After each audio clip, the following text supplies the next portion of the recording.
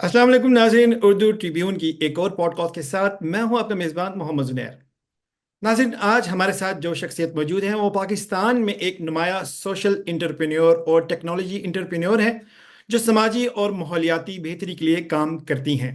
इनका अहम तरीन प्रोजेक्ट माई इम्पैक्ट मीटर है, जो एक डिजिटल प्लेटफॉर्म है। कवल जी, मैं आपका बहुत शुक्रिया, आपने अपने बिजी स्केड्यूल में से हमें टाइम दिया और आज हमारे साथ मौजूद हैं। माई इम्पैक्ट मीटर बनाने का आइडिया है कि कैसे आया, उस प्लेटफॉर्म का बुनियादी जो पर्पस है वो क्या है? अस्सलाम वालेकुम, thank you so much for having me. My impact meter एक ऐसा प्लेटफॉर्म है जो कि टेक्नोलॉजी के थ्रू जो पाकिस्तान के अंदर चैरिटी हो रही है उसको शफाफ बना रहा है, ट्रांसपेरेंट बना रहा है, विजिबल बना रहा है, इक्विटेबल बना रहा है। Because technology really has the power to make things, उनको सिंप्लीफाई करती है, उनमें उस पर कन्वीनियंस लेकर आती है, फ्रिक्शनलेस करती है। तो पाकिस्तान में जैसे कि आपको पता है चैरिटी बहुत ज्यादा ऑलरेडी होती है, मगर वो चैरिटी कंजम्पटिव है, does not graduate people out of poverty. तो ये टेक्नोलॉजी को यूज करके हमने सोचा कि एक सिस्टेमिक तरीका हो, सिस्टमैटिक तरीका हो, जिससे पॉवर्टी इरेडिकेशन जो है वो सिस्टमैटिकली हो सके। आपका जो माई इम्पैक्ट मीटर है, जैसे सोशल एंटरप्राइज को कामयाब बनाने के लिए कौन सी आप टेक्नोलॉजी यूज कर रही हैं इसको? देखिए, माई इम्पैक्ट मीटर एक फिनटेक ई कॉमर्स प्लेटफॉर्म है, ठीक है। उसके ऊपर एक मार्केट प्लेस है एनजीओज की, पाकिस्तान की जो बड़ी बड़ी एनजीओज हैं, जो और छोटी छोटी भी एनजीओज हैं, तकरीबन 100 से ज्यादा उसमें एनजीओज हैं, जो कि उनका मार्केट प्लेस है। उनके सब कॉजेज और पैकेजेस आप देख सकते हैं। दूसरी चीज जो कि बहुत यूनिक है वो ये है कि आप डिजिटल वाउचर्स के थ्रू लोगों को ग्रोसरी दे सकते हैं, एजुकेशन दे सकते हैं, वोकेशनल ट्रेनिंग दे सकते हैं, जहां पे उनके पास पैसा या कैश नहीं जाता, उनके पास एक ट्रैकिंग आईडी जाता है, जो कि वो किसी भी कमर्शियल सर्विस प्रोवाइडर को दिखा के वो वाली सर्विस ले लेते हैं। जो डोनर होता है उसको पता चल जाता है कि वो सर्विस मिल गई। लेट्स से आपने किसी को ग्रोसरी का वाउचर दिया और वो पाकिस्तान में कहीं पे भी है, वो अपने घर के पास वाली दुकान से जाके ग्रोसरी ले सकता है, पैसा नहीं। और एज ए डोनर आपको पता चल जाता है कि उसने ग्रोसरी ले ली, और आपके पैसे डायरेक्टली दुकानदार को चले जाते हैं। तो अगर आपने किसी को राशन देना है या आपने किसी को एजुकेशन देनी है, तो वो फीस जो है वो डायरेक्टली स्कूल पे चली जाती है, और उस बच्चे को एजुकेशन मिल जाती है, और आपको उस बच्चे की अटेंडेंस रिजल्ट वगैरह भी नजर आता रहता है, ताकि आपको पता चल रहा हो कि जो आपकी फीस है और या जो आप उस बच्चे को एजुकेट कर रहे हैं वो एक्चुअली इफेक्टिवली यूटिलाइज हो रहा है कि नहीं हो रहा। इसी तरह जो आपस में जो डोनर्स हैं, they can also become friends with each other, just like Facebook पे फ्रेंड्स बन जाते हैं, यहाँ पे इम्पैक्ट बडीज हम उन्हें कहते हैं।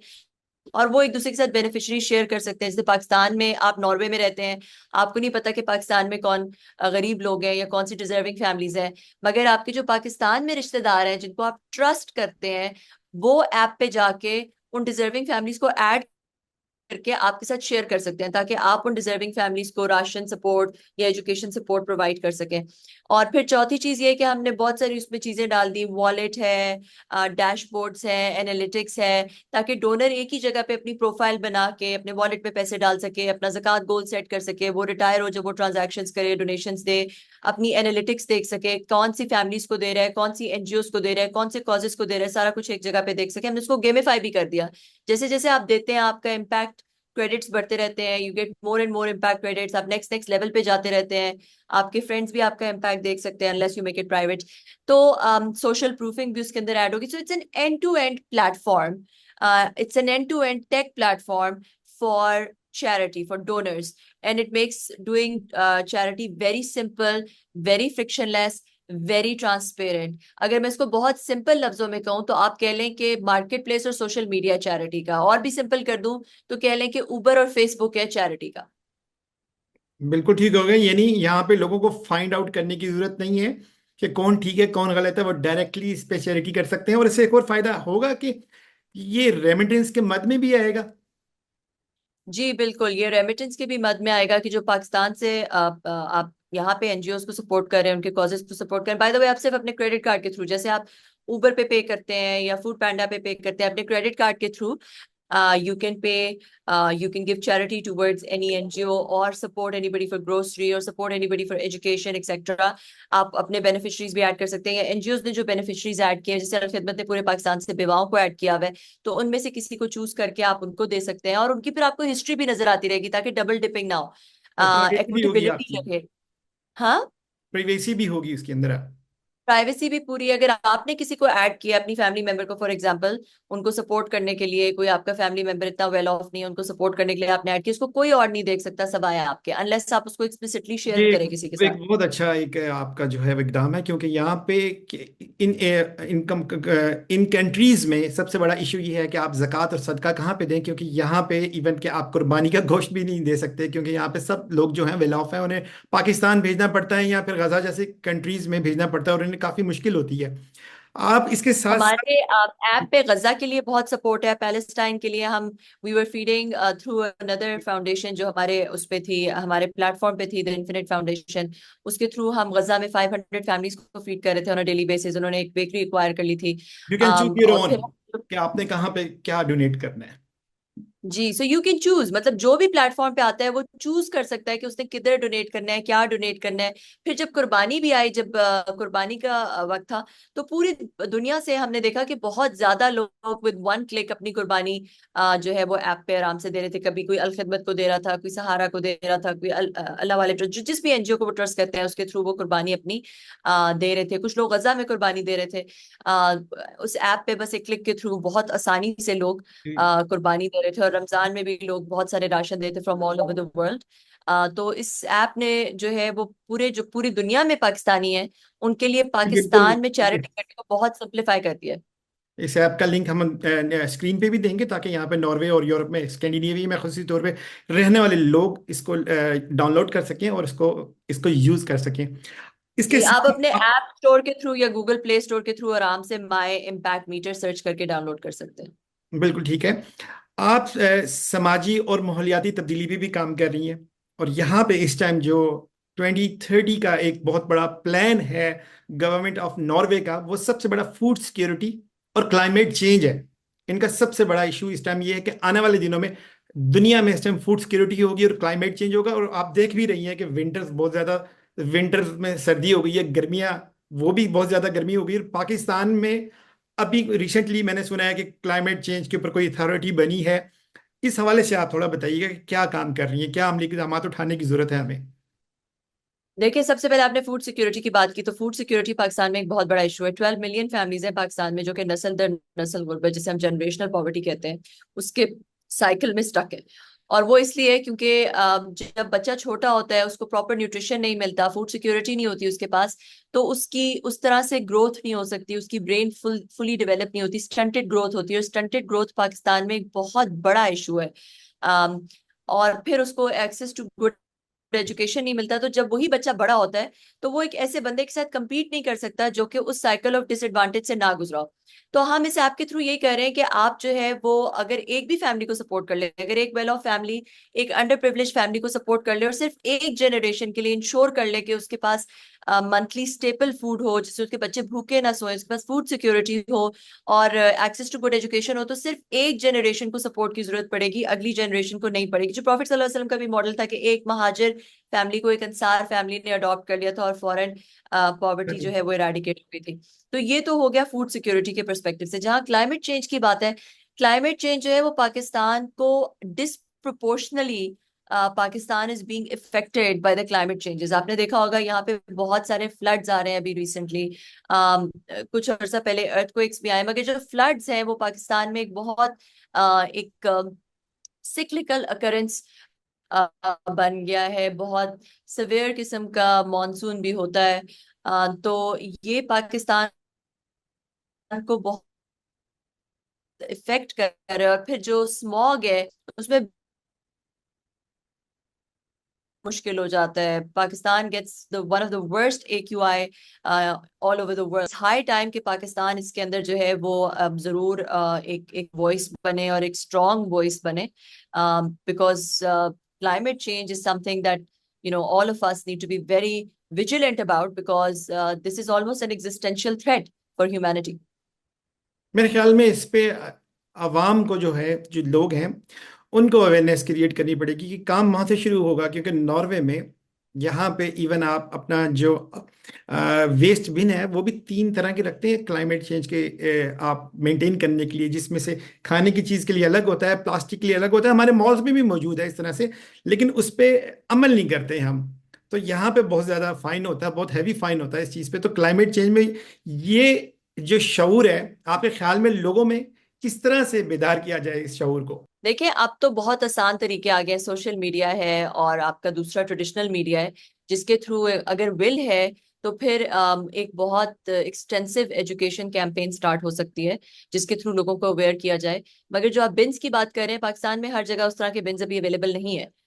तो अवेयरनेस के साथ साथ जो इंफ्रास्ट्रक्चर है, जो प्रॉपर बिन्स हैं, जो प्रॉपर डिस्पोजल है, वो भी उसमें इन्वेस्ट करने की जरूरत है।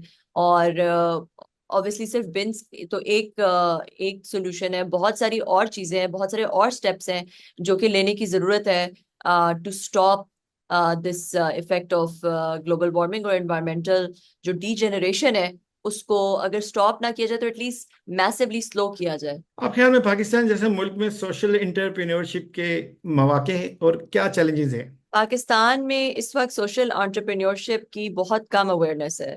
पाकिस्तान में या तो जो ऑपरेट करती हैं वो एनजीओज ऑपरेट करती हैं, या फिर फॉर प्रॉफिट कंपनीज होती हैं।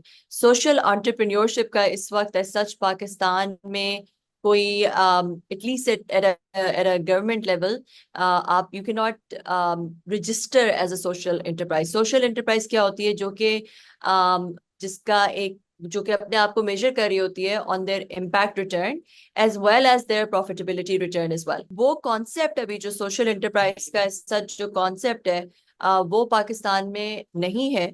ऑल्दो हम एक सोशल एंटरप्राइज है because we do measure ourselves on our impact returns. Pakistan में इंटरनेट के शदीद मसाइल मौजूद हैं। जो जहां तक इंटरनेट का इशू है, तो इंटरनेट के काफी सारे इश्यूज थे। और इंटरनेट स्पेशली जो ब्रॉडबैंड है उसमें इशू नहीं था इतना, मगर जो 4G है उसके अंदर काफी इश्यूज आ रहे थे। व्हाट्सएप ट्रैफिक वगैरह के अंदर इश्यूज आ रहे थे, मगर अब वो काफी हद तक रिजॉल्व हो चुके हैं। लेकिन सवाल यहाँ पे ये पैदा होता है कि जो पाकिस्तान में कंपनीज काम कर रही हैं और जो बाहर से अपना वर्क ले रही हैं, फ्रीलांसिंग कर रही हैं, तो उनको इंटरनेट के मसाइल आते हैं और वो कंपनीज कहती हैं कि हमारा ज़रा इंटरनेट का इशू है। तो वो कहते हैं नहीं जी, आपके जो प्राइम मिनिस्टर हैं या आपके इंफॉर्मेशन टेक्नोलॉजी के मिनिस्टर्स हैं, वो कहते हैं कि आपके मुल्क में कोई प्रॉब्लम नहीं है, तो आप हमारे साथ गलत बयानी कर रहे हैं। हाँ जी, देखिए, हमारी गवर्नमेंट की तरफ से ये तो आया था कि इंटरनेट में इश्यूज हैं, मगर उसके जो रीजंस आए थे वो इतने कोई मतलब स्पेकुलेशन बहुत ज्यादा थी, डिफरेंट किस्म के रीजंस आ रहे थे, कोई यूनिफॉर्मिटी नहीं थी उनके नैरेटिव के अंदर।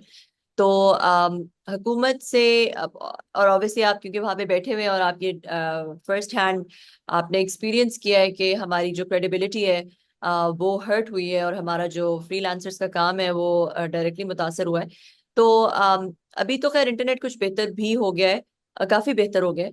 मगर यही दरख्वास्त होगी हमारी जो जो हुक्मरान है उनसे, यही दरख्वास्त है और हमेशा से मैं करती रही हूँ और काफी दफा मैं इस पे ऑलरेडी बात कर चुकी हूँ कि ट्रांसपेरेंसी होनी चाहिए और जो नैरेटिव है वो यूनिफॉर्म होना चाहिए, ताकि सब लोग जब एक ही उस नैरेटिव को रिपीट करें तो हमारी जो क्रेडिबिलिटी है वो हर्ट ना हो, सबको पता हो कि ये हो रहा है, जिसकी वजह से इश्यूज आ रहे हैं, और प्रिडिक्टेबल हो कि कब से कब तक इशू होगा और कब हम इसकी रेजोल्यूशन हो जाएगी। इस सफ़र में जो आपने बतौर एक वुमेन आपने किया है, किन चैलेंजेस का आपको सामना रहा और क्या इंस्पायरेशन थी आपकी? मेरे मेरे सफर में एज अ वुमेन हमें लगता है कि बहुत सारे आज आई मीन दुनिया बदल गई है और औरत होते हुए चैलेंजेस नहीं आते, मगर दैट्स नॉट ट्रू।